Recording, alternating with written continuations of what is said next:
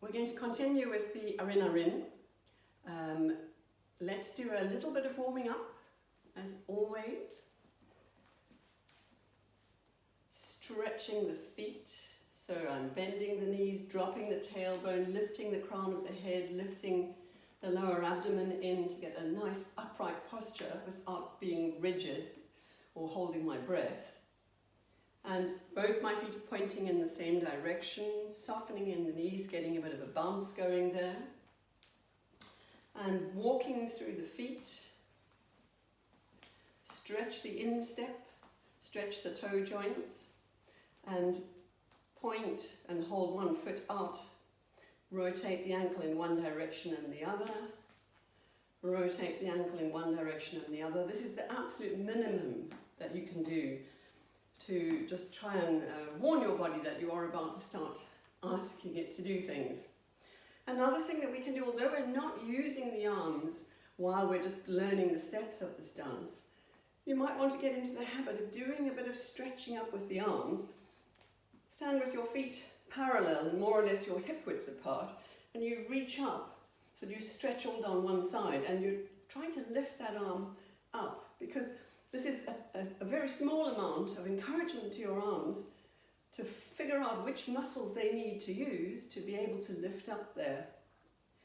And then the other thing that you can do is imagine that you're pulling your shoulder blades together and sliding them down your back. So that also helps to start to activate the muscles that will be helpful in holding your arms up when you're going through the dance. Okay, so a very, very brief recap. The chorus step that we looked at several layers of complexity. A super simplified version that is just schematic, if you like, which was point, point, change, change, point. And you can see that this is quite sprightly, springy, jumpy. Point, point, change, change, point. 4 times would be the whole of the chorus. Or the next version of it was step, place the ball of the foot and then shift the standing leg to tuck it underneath. Step, place, shift. And so you can also see that although I talk about keeping the feet going straight forward and keeping them pointing forward, when you do that movement, it does help if you turn this foot out slightly so that the heel comes up and you can tuck the other foot underneath it. So you've got a step, place the ball of the foot down, shift the foot under. And how that fits into the scheme of the dance, I'm just very briefly recapping what we did, in case by any chance you haven't just been doing that. Step, ball, place, jump, change, step, ball, place. When we do the jump, change, those do go straight forward and you stretch the leg nicely ahead of you. And if you're doing this to try and get the real character of us dancing, it should be done up off the floor, out in the air ahead of you, shooting the pointed toes forward. But a slightly less energetic version of that is to do the same thing, but just end up with the tip of the toe very lightly resting on the ground. But nevertheless, it should be a nice long extended leg. It shouldn't be this kind of movement underneath you. So that was your chorus. Now if we do 4 times through that, we'll start on this leg. You need to be able to start on either leg. That would be 1, 2, change, change. That's once through it. This would be the second side, this would be the third side, this would be the fourth side.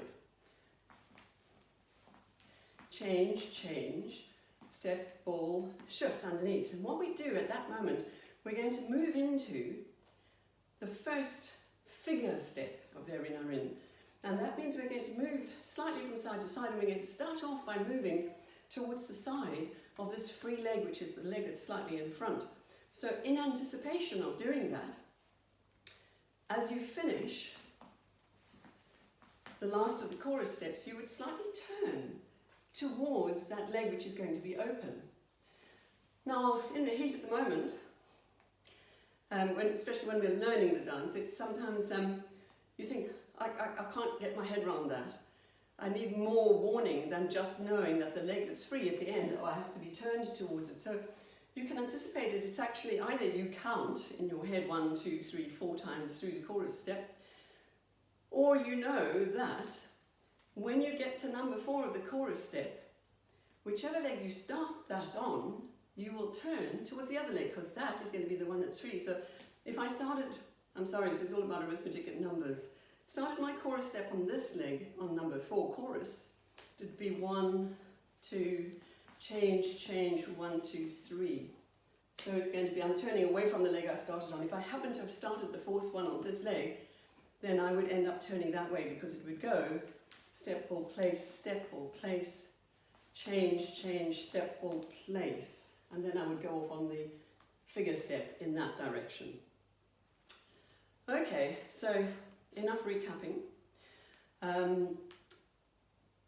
Let us look at the figure step. The basis of it is I'm going to show it in an exaggerated lateral way. Bear in mind that as you learn to dance it more exactly and more quickly, it starts to keep down, so that you don't move enormously from side to side.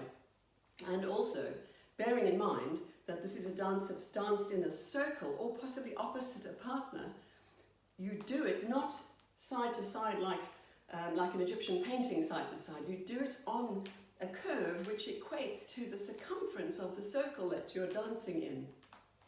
Okay, having said all that, so I'm going that way. This version of the step equates to the super simplified schematic version of the chorus step, in that it shows you where your body is going to go, but it is a very simplified version of the step, and this is how it works. You would go off and you would go step, step, turn, place the ball of the foot. I did say it was simple. Step, step, turn, place. So, bearing in mind, here are a couple of references. I'm dancing in a circle, facing you, i.e. the camera. So, as I turn towards you, which will be either at the centre of my little social circle or towards my partner. I don't turn my back on my partner. My partner would be where you are. And I come back. The other thing is, schematic version being what it is, I'm just stepping through that. The actual dance, you work on doing a step which has got more verticality in it. And so you're dancing in a small space, and some of the energy comes from an up and down quality. So you would kind of lope through the feet. You can start doing that now. I know it is more tiring than just marking the steps, so you might want to just try and remember in the long run, actually we need quite a springy feel to this dance. And it would go step, step, turn, place, step, step. So it would be like little trotting movements with your feet, almost. I'll come back, I'll remind you of that later. So, we have got this step, step, turn, place the ball of the foot there. Step, step, turn, place the ball of the foot there. And we're going to do 7 of those. 1, 2, 3, 4, 5, 6, 7. So we will end up here. And in the 8th bar, we will do a linking turn, exactly as we did in the fandango, which went towards the side of whichever leg is free at that time, and it goes 1, 2, 3, 1, 2, 3. And what we are trying to do is to achieve most of the turn in the first 1, 2, 3. Now, I covered this in the video where I talked about the linking step in the fandango, but so I won't go into it for quite as much length as I did then. But again, to recap, if I'm stepping on this foot and I'm turning in that direction, the next step that I take is with this foot, which is kind of, it's quite far behind me already by the time I have started turning on this turned out foot, and I'm trying to get round that way. I'm turning away from this leg, and I don't want to leave this leg behind. So as I bring it to take the next step, I'm going to bring it right round, and I'm going to I'll do it as if I was turning that way. That was the 1. The 2, I want to bring this foot right round and put the ball of the foot down, almost crossed over my standing leg, so that it gives me enough negotiation ability to go 2, 3, and turn quite a long way in the direction that I want to go. Hopefully more than half of the direction that I want to go, and then I do that again, but it's easier this time because the first step is across step, 2, 3. So I'll just do that again, going that way. So try to see that what I'm doing is, on the second step, as I start the turn, I really bring that leg right round, leg and the hip, and in order to get that to happen, I think of trying to put the toe down, the ball of the foot, right across my standing leg. So it goes 1, 2, 3. See how far I got? Almost all the way around. 1, 2, 3. And if I were going that way, it would be with this leg, and it would be 1, 2, 3, 1, 2, 3. So more than half of the turn happens in the first 1, 2, 3 of that link. Okay, so I'm going to put the slow music on in a moment, and we are going to do this first figure step, which is going to be, and just the simple version of it. Step, step, turn, place. 2, 3, 4, 5, 6, 7, and then turn back to place. I think I might have got, this will be the 7th one, and turn back to place. Right, let's find the music. Okay, so I'm just going to let the music run, and I'll keep doing that same first figure step over and over again. And you'll see that every time we have finished the turning linking step, it'll start on the other side. So you can practice getting used to starting again on whichever leg is free. Don't worry if it gets tangled up, just wait for it to come round again and we'll start again. Okay. Starting on this leg, going that way.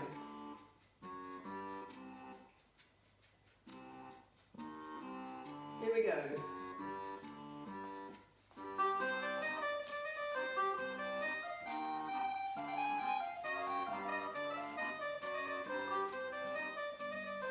This is the 7th one, last time, and turn.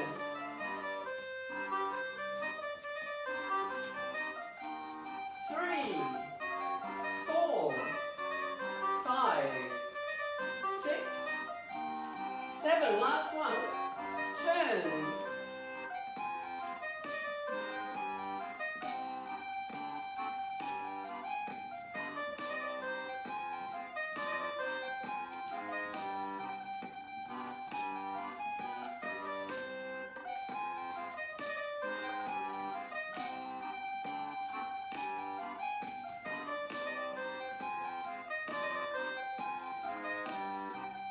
And turn back to place. Okay.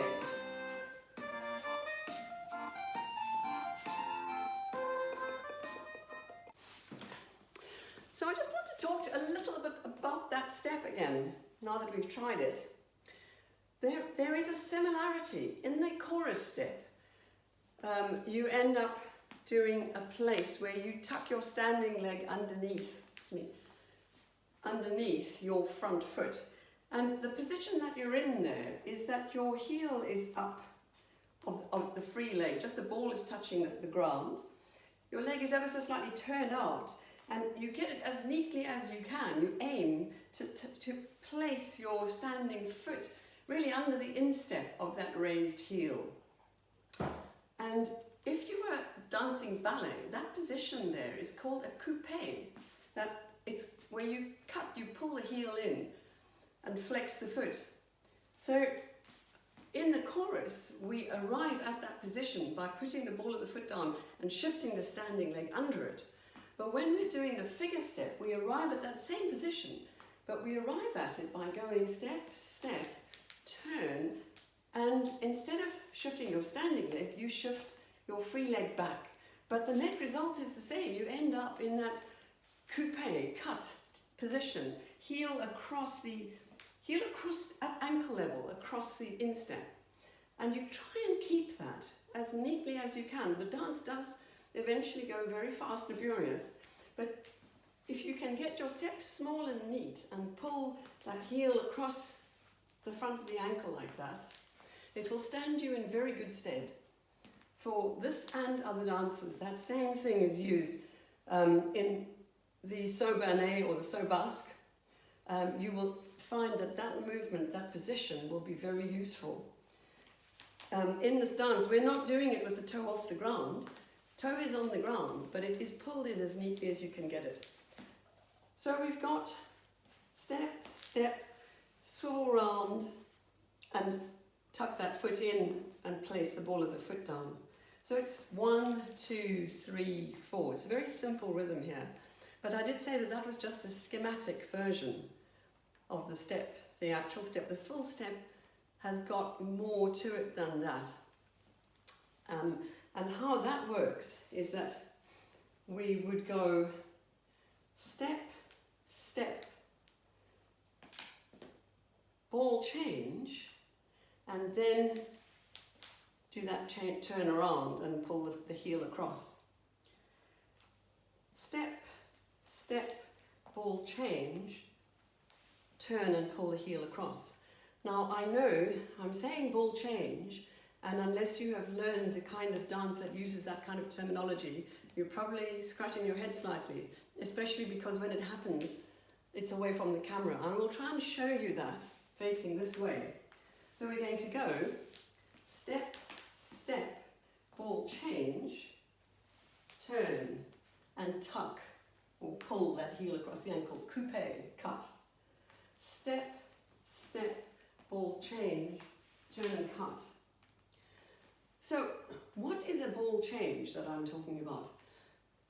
Step, I change my weight onto that leg. Step, I change my weight onto that leg.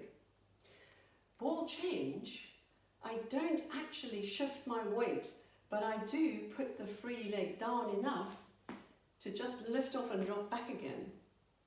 So you've got a kind of a step, step, but it's only a partial weight change. So we went step, step, ball change, and it's double time as well. And then step, turn, and pull the heel in all in one go. Step. No, I think I've got off onto the wrong foot now. Let me it's because I'm facing this way. Step, step, ball change, step, cut. Step, step, ball change, step, cut. If I do that with my back to you, step, step, step, step, ball change, step, cut, step, step, ball change, step, cut. Another way of trying to find a familiar reference for that ball change is, it's the same when we do a swing in a dance like a Circassian circle. You know, we stand on one leg and we push with the ball of the other foot and we swing around. And that is a whole sequence of ball changes, because you use that foot to lift yourself up just enough to be able to turn this foot around and pivot. But you never actually step onto that leg. This is your standing leg all the time. So a ball change is just one of those. I'll do it again that way. Step, step, ball change, turn, cut. Step, step, ball change, turn, cut. And this is counted in fours. So the ball change is a double time, so it's going to go 1, 2, and 3, 4. 1, 2, and 3, 4. So your net result is the same as the schematic version, but instead of going 1, 2, 3, 4, 1, 2, 3, 4, we are going 1, 2, and 3, whoops, 1, 2, and 3, 4, 1, 2, and 3, 4. Now, so there is a weight issue here, because we are already patterned in to going change, change, change, turn, change, change, change, turn.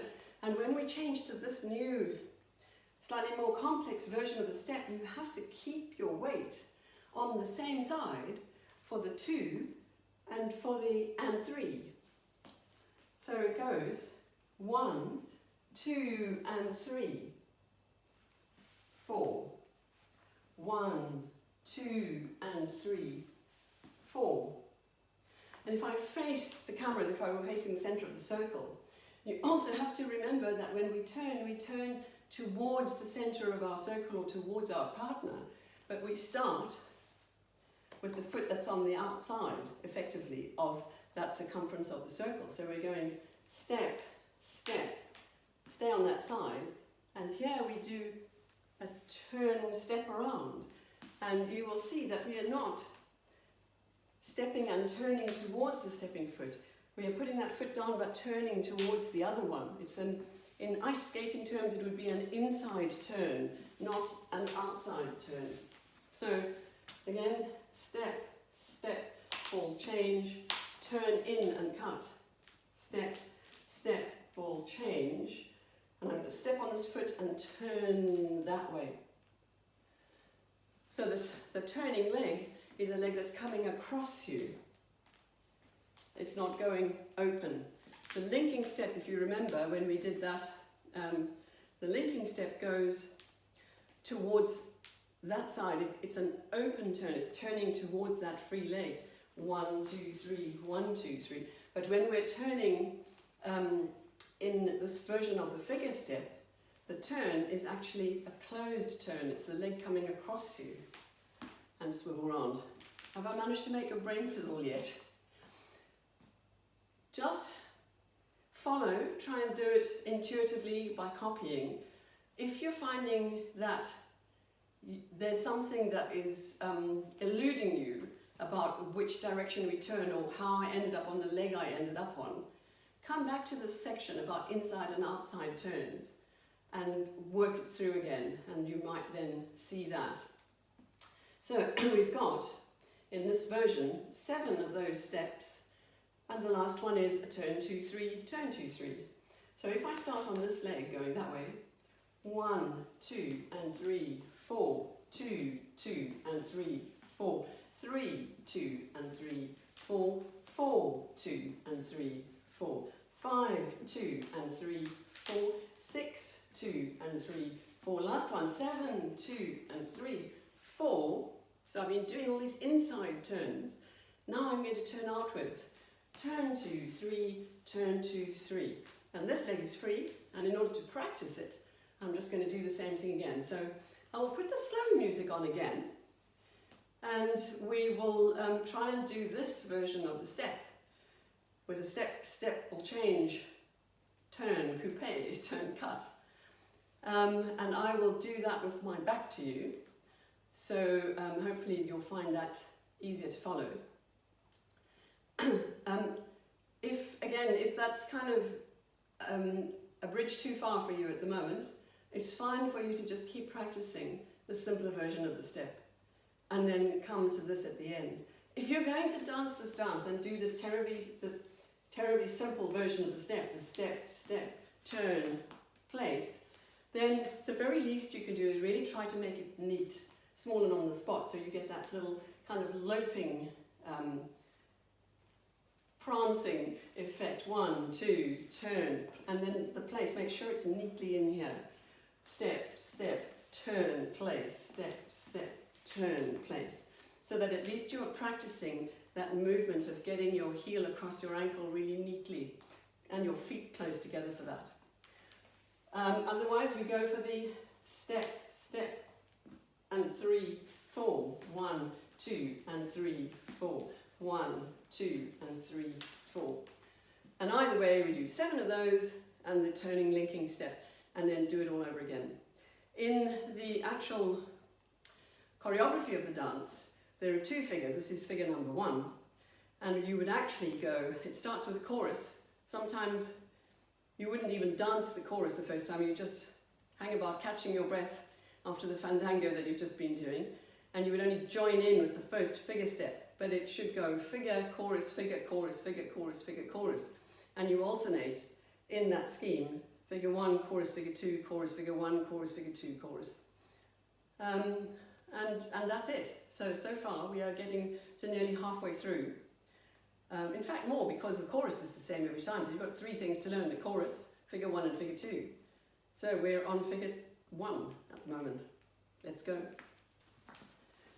So here we go. Step, step, ball change, turn 7 times, and then the linking turn, and then start on the other side. So I'm going to go that way on my right leg. Here we go.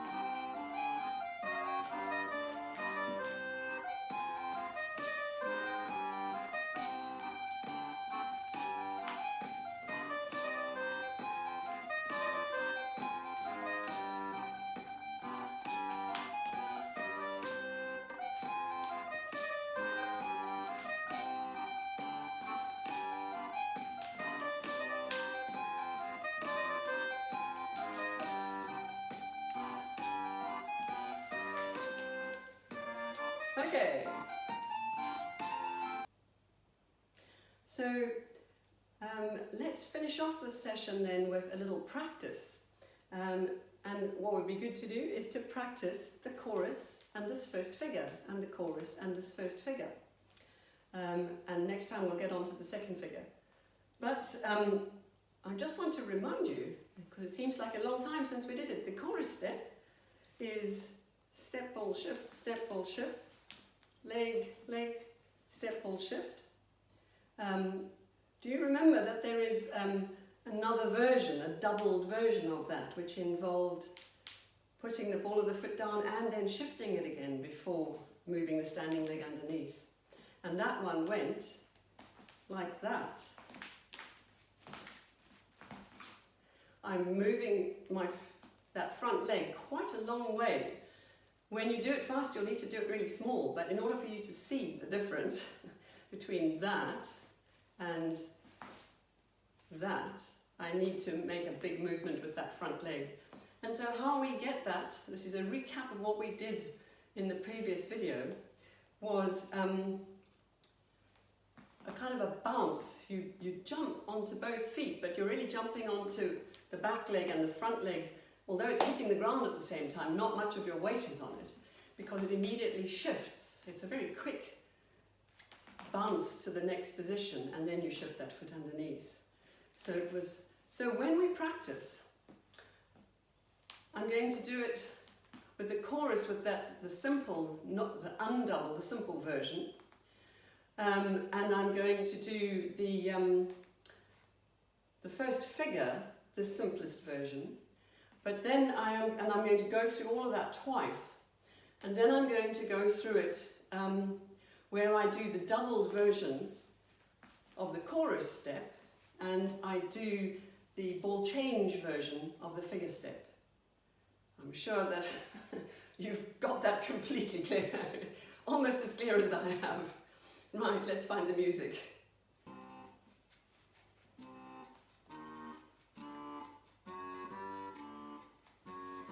Start with the chorus. Here we go, on this leg.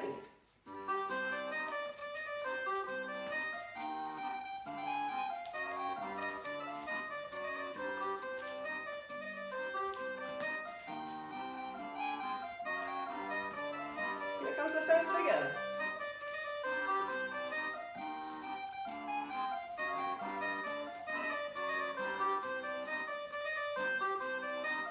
Last time and a turn.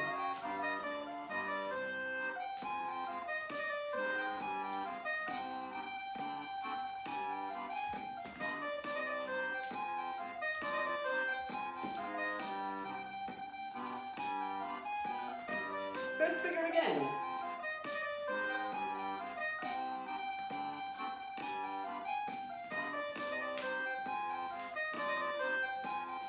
Last time and then a turn.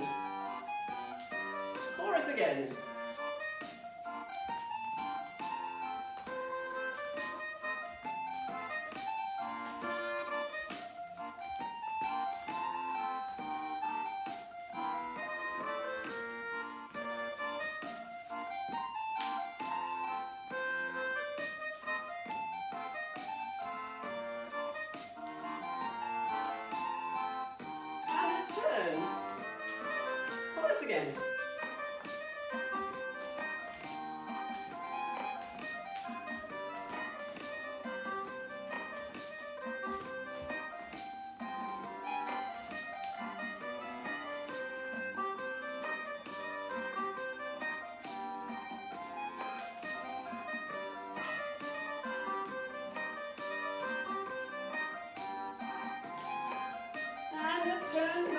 space.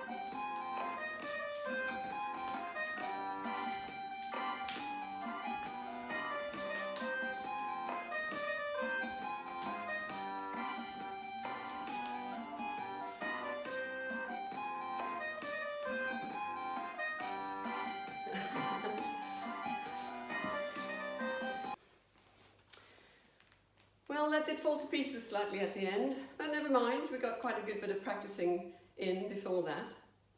So I think that's definitely enough for this session. One thing I did forget to remind you is that when we move from the chorus into the figure step, then you turn. This will actually become completely instinctive after a time, but you try and remember, so we're dancing very much straight forward in the chorus, you try and remember to slightly angle your body as you set off for the figure step. And this will apply to the first figure and the second figure when we get that far. And you turn towards whichever leg it is that's free that you're going to set off on for the next figure.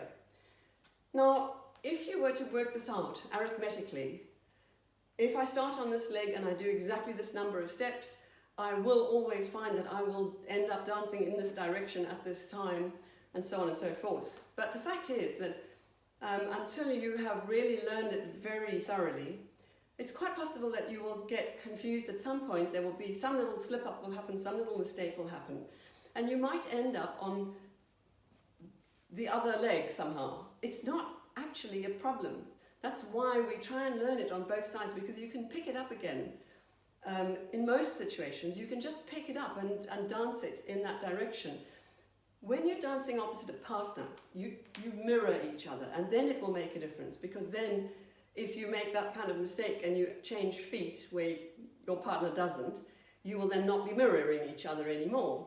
But if you're in a small circle, a social group, actually you don't all attempt to dance going around the circle exactly in the same direction. Actually, there is an interplay of going towards the person beside you and then coming back again. So it doesn't actually matter which leg you're on in that situation. Just try and keep going, keep patterning it in, and don't worry too much about, oh, at this exact moment, should I be on my left or should I be on my right? I think that's all the advice I have for the moment. Okay, speak to you soon. Bye for now.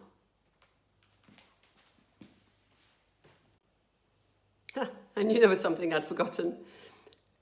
We need to practice that with fast music. So, without further ado, just do your best, enjoy it. Remember, thank our lucky stars, this is not for a competition or for a performance. We are just actually attempting to have fun. So do remember to smile and breathe.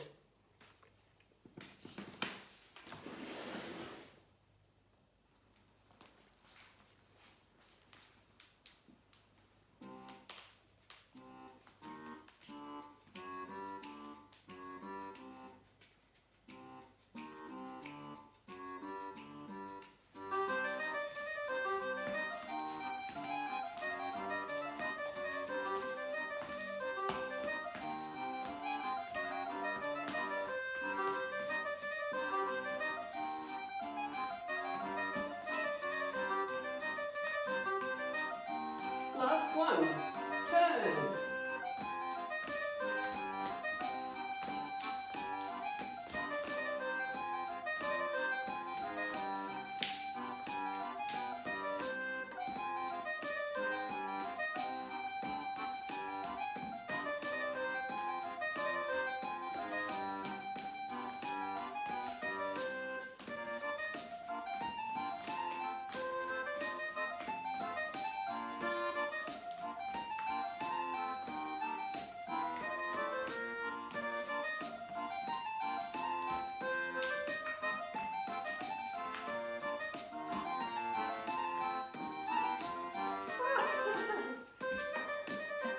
That's enough.